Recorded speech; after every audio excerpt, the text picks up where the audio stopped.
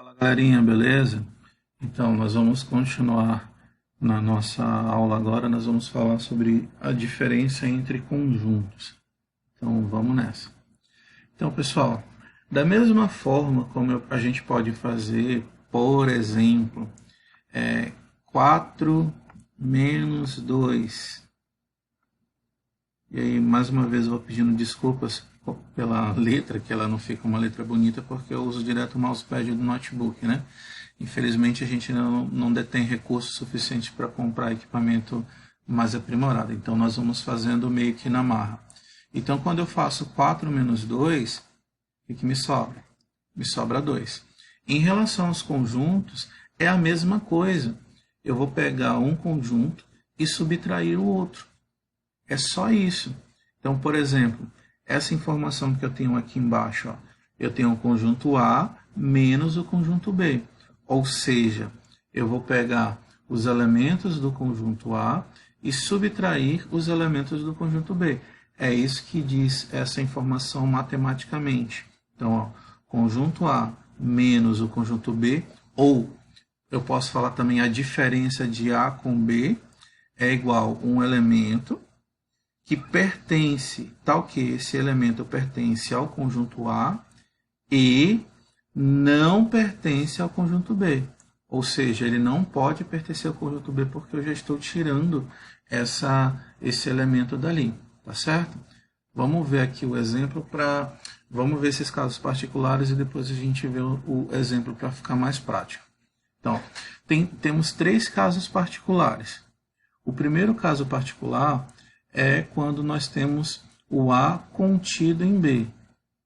Ok? Quando o A está dentro do B, olha só.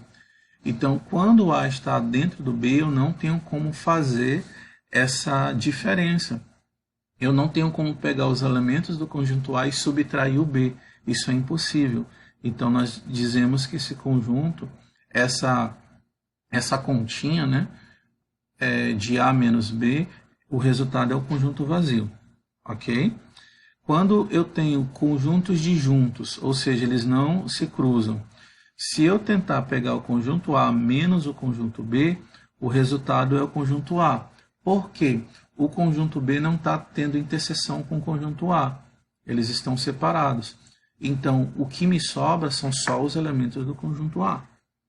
E o terceiro caso é quando o conjunto B está dentro do conjunto A. Então, ó, olha só o que acontece aqui. Ó.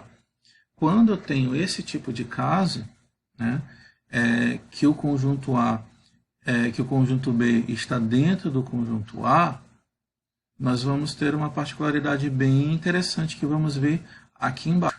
Olha só essa característica interessante. Toda vez que eu tiver o conjunto B contido dentro do conjunto... Deu uma falhazinha aqui, pessoal. Toda vez que eu tiver o conjunto B dentro do conjunto A, quando eu vou fazer essa diferença de A com B, isso é chamado de complementar de B em relação a A. E a gente representa por esse símbolo, por esse C. Deixa eu voltar aqui. A gente representa por esse C. Isso normalmente pode cair, inclusive, no vestibular, entendeu? Toda vez que nós vamos fazer a diferença de A com B, sendo que o B se encontra dentro do conjunto A. Então, ele é chamado de complementar de B em relação a A. Aí nós utilizamos esse C, esse símbolozinho aqui, ó. Complementar de B em relação a A. Esse complementar de B dá o A menos B, ok? Aqui nós falamos sobre a questão do conjunto universo. É muito parecido com esse daqui.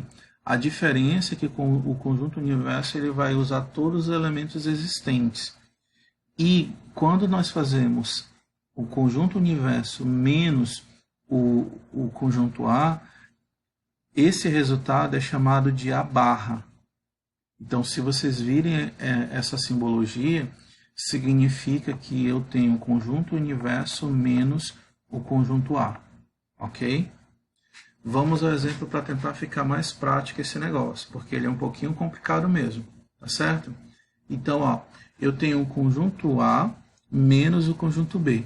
Ou, lembrando, eu posso falar de interseção do conjunto A com o conjunto B. Antes de mais nada, deixa eu só corrigir essa informação. Bem aqui, pessoal, tem uma igualdade em todos os 4 casos. É porque, às vezes, na pressa de fazer, a gente acaba errando na hora de corrigir. Mas vamos lá. Então, eu vou fazer a diferença do conjunto A com o conjunto B. Ou seja, se eu vou fazer a diferença, eu vou pegar os elementos de B que se repetem em A e vou retirá-lo. Então, por exemplo, o número 1 repete em B? Não.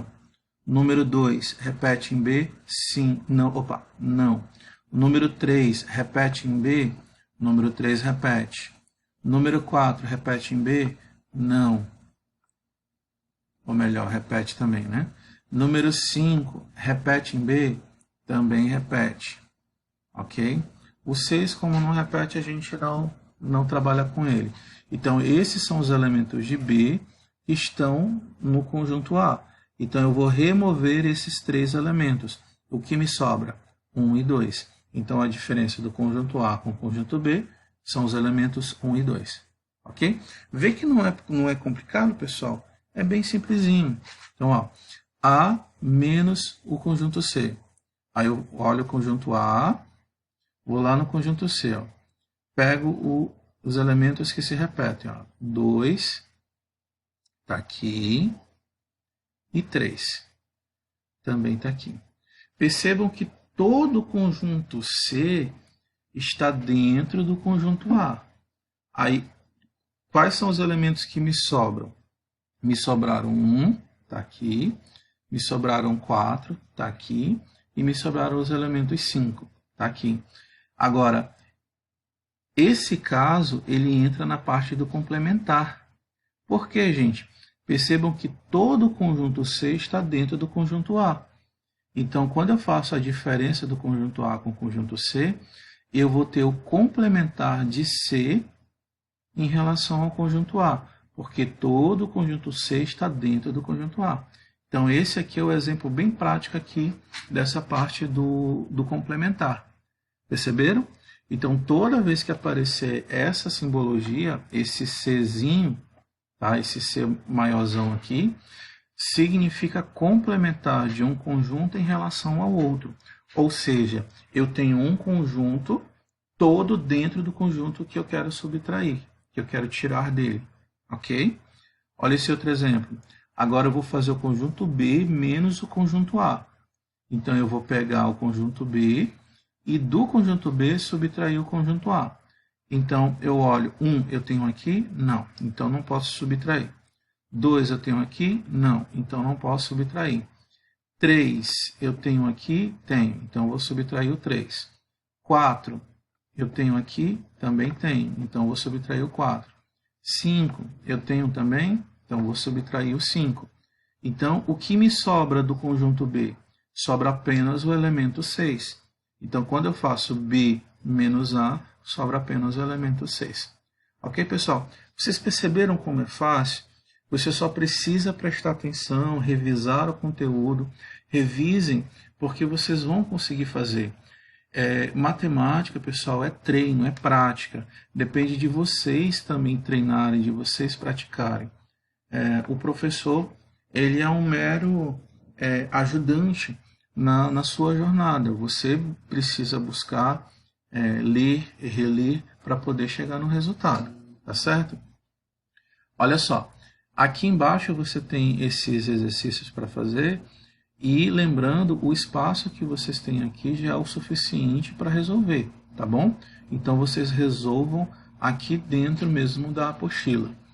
Olha só que interessante. Ó. Dados os conjuntos A, P, Q, R, conjunto B, R, S, conjunto C, P, S, T, determine os conjuntos. Então, nós vamos fazer aqui ó, A reunião B. Então, no conjunto A reunião B, ó, você já pode fazer aqui do lado mesmo. No conjunto, nós vamos reunir. Se nós vamos reunir, nós vamos colocar todos juntos. Então, reunir, tá? Aí, o que eu vou fazer? A e B. Então, o P, primeiro elemento, não repete o P, o Q também não repete, vai ficar meio feinho. O R está repetindo, ó. Como o R repete, eu vou escrever apenas uma vez, não preciso escrever duas. E por fim, o S. Opa, pronto, já fiz a reunião. Perceberam, pessoal? Não é complicado, é bem fácil, só depende de vocês agora. Beleza? Boa sorte e até a próxima.